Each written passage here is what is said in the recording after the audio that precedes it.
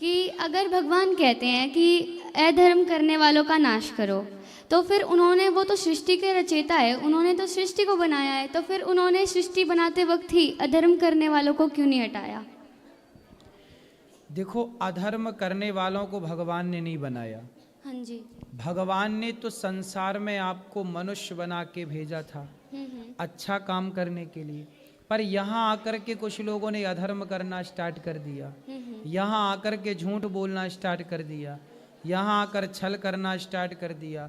जब यहाँ आकर के आप गलती करेंगे तो फिर आप अधर्मी हो जाएंगे, फिर उन अधर्मियों की संख्या बढ़ जाएगी, फिर उन अधर्मियों की बढ़ी हुई संख्या को मारने के लिए, उनका संहार करने के लिए, भाई अधर्म अब ज़्यादा हो गया, बोलबाला अधर्म का ज़्यादा हो गया, तब भगवान अधर्म को मिटाने के लिए फिर अवतार लेते हैं या किसी भक्त को भेजते हैं।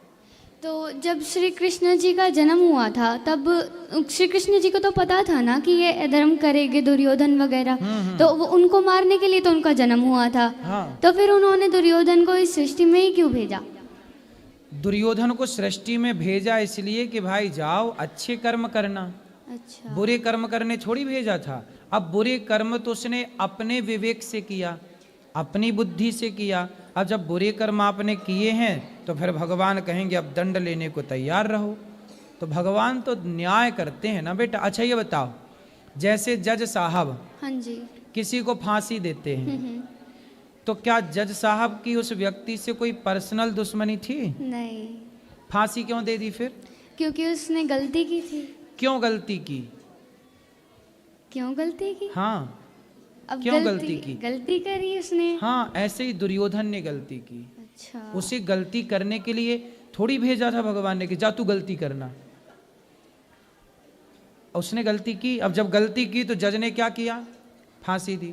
ऐसे ही भगवान क्या करते हैं? भगवान एक प्रकार के जज हैं।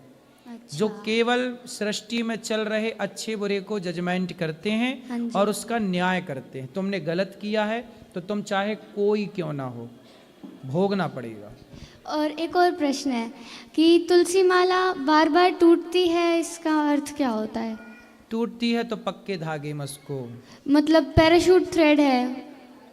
फिर भी टूटती है। हाँ जी। तो फिर और पक्के धागे में उससे 4 बार 4 धागा डालो एक साथ।